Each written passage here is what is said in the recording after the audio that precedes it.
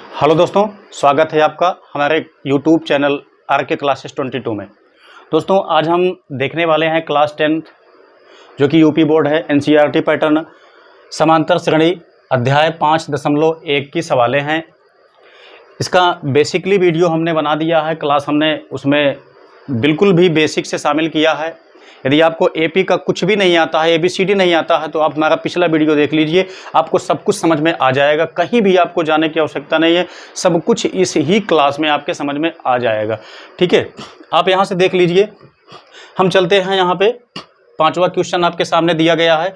यहाँ पे आप देखेंगे तो कहा गया है कि समांतर श्रेणी इतना दी गई है, ठीक है, इसके सार्वधातुक को हमको निकालना है।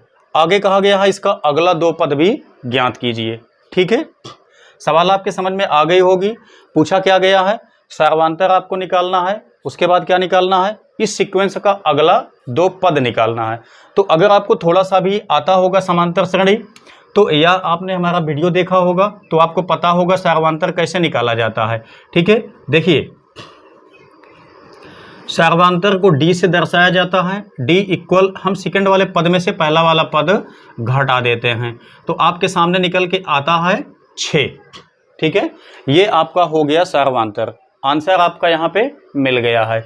अब आगे जो कहा गया है अगला 2 पद ज्ञात कीजिए। देखिए, अगला दोनों पद निकालने के लिए आपके पास 2 नियम है। ठीक है, यहाँ पे चूंकि छोटी सवाल के रूप में पूछा गया है, तो यहाँ पे आपके पास 2 नियम है, दोनों में से कोई भी लगा के आप अगला 2 पद इसका निकाल सकते हैं। तो कैसे निकालेंगे, आइए हम पहले देख लेते हैं सबसे इजी वाला नियम, उसके बाद देखते हैं सेकंड नियम। ठीक है, तो हम यहाँ पे लिख देते हैं फर्स्ट मेथड। ठीक है जी, तो फर्स्ट मेथड आपका क्या है, आप देखेंगे तो ये आपका जो सीक्वेंस बना हुआ है वो 6 का डिफरेंस है। ठीक है, यानी कि हमने 6 में, जब हमने पहले पद में 6 जोड़ा तो ये मिला, सेकंड पद में हमने 6 जोड़ा तो ये मिला, अगले पद में हम जब 6 जोड़ेंगे तो हमको कितना मिलेगा, 24 मिलेगा। ठीक है, अगले पद में जो आपका 24 आ गया, आप यहाँ पे देख लीजिए, यहाँ पे चौथा पद हम निकालते हैं। भाई 3 पद आपके पास दिया गया है, अगला 2 पद पूछा गया है, अगला 2 पद में आपका चौथा पद आएगा, 5वां पद आएगा, तो हम यहाँ पे चौथा पद निकालते हैं। तो चौथा पद के लिए हम यहाँ 18 में जो डिफरेंस आपके पास आया हुआ है इसको हम जोड़ देते हैं, तो ये आपका आ गया 24। ठीक है, यहाँ से हम 5वां पद निकाल लेते हैं। 5वां पद अगर हम यहाँ से निकालेंगे तो आपके पास कितना आएगा, देखिए चौथा पद आपके पास 24 है, चौथा पद में हम 6 जोड़ देंगे तो हमको कितना मिलेगा, 30 मिलेगा। तो ये आपका चौथा पद हो गया, ये आपका 5वां पद हो गया। ठीक है, तो उम्मीद है कि ये आपका जो फर्स्ट नियम है ये तो समझ में आ ही गया होगा। अब हम देख लेते हैं इसका जो सेकंड नियम है वो क्या है। ठीक है, देखिए सेकंड नियम को आप बहुत ध्यान से देखिएगा, इसलिए क्योंकि सेकंड नियम की सहायता से इसके बाद की जो आपके लेसन्स हैं उन सभी में बहुत सा काम आने वाला है। उसी नियम की सहायता से आप सवाल को लगा लेंगे या लगा सकते हैं। ठीक है, अच्छा, उसकी एक खास बात यह है कि इसकी सहायता से अब अगर हमको अभी निकालना हो कि हमको 50वां पद निकालिए इसी से, ठीक है ना, इसी सीक्वेंस का 50वां पद निकालिए, तो इस नियम से आपको बहुत कठिनाई होगी। पहले आप धीरे धीरे बढ़ते जाओगे। ठीक है, 40वां पद निकालोगे, 41वां निकालोगे, 42वां निकालोगे, ऐसे ऐसे 49वां पद निकालोगे, तब जाकर के आप 50वां पद निकालोगे। तो ये जो सीक्वेंस, जो प्रोसेस है आपका, ये बहुत लंबा हो जाएगा। ठीक है, इसलिए यहाँ पे शॉर्टकट मेथड का इस्तेमाल किया जाता है, वही आपको यहाँ पे ध्यान से देखना है। ठीक है, देखिए आपको पता होगा समांतर श्रेणी का डिटेल क्या होता है।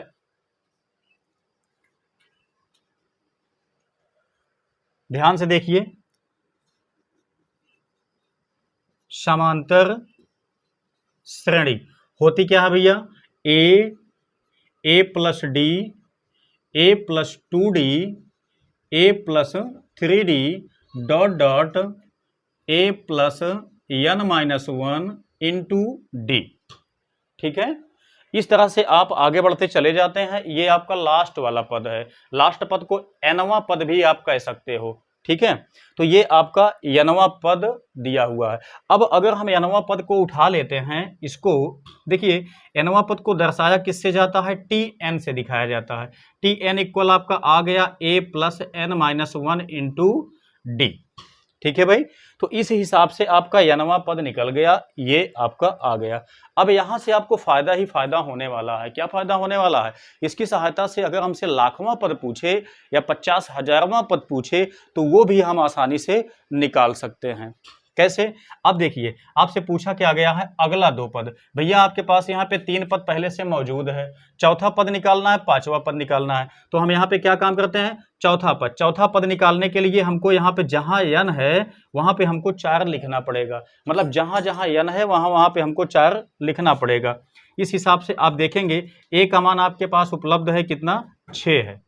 n का मान आपके पास कितना है, 4 दिया हुआ है, -1। d का मान आपके पास कितना है, 6 है। तो अब यहां से आप निकालेंगे 6 प्लस, यहां पे आप घटाते हैं तो 3 निकल के आता है, और ये हो गया 6। भैया ये आपका हो गया 6 प्लस 6 त्रिक 18, और जब इसको हम जोड़ देते हैं तो ये आता है कितना, 24 आता है, जो हम इसके पहले सिंपल मेथड से आपको बता चुके हैं। ठीक है, तो ये आपका ये मेथड है, इसकी सहायता से हम चौथा पद निकाल लिए। अब आपको शायद 5वां पद निकालने में कोई दिक्कत नहीं होने वाली है। ठीक है, हालांकि हम इसको बता देते हैं कि 5वां पद क्या होगा। देखिए, 5वां पद निकालने के लिए हम जहां पे n है वहां पे लिखेंगे 5। a आपका दिया गया है, प्लस n के स्थान पे हम लिखेंगे 5, माइनस 1 आपका दिया है, d के स्थान पे हम 6 लिखेंगे। तो यहां पे देखिए a के स्थान पे हमको 6 लिखना है, तो ये आपका 6 हो गया, प्लस 5 में से 1 गए, बचेगा कितना, 4। ये हो गया आपके पास 6। आप देखेंगे तो यहाँ पे 6 प्लस 6 चौक 24, तो दोनों को जोड़ देते हैं तो आता कितना है, 30 आता है।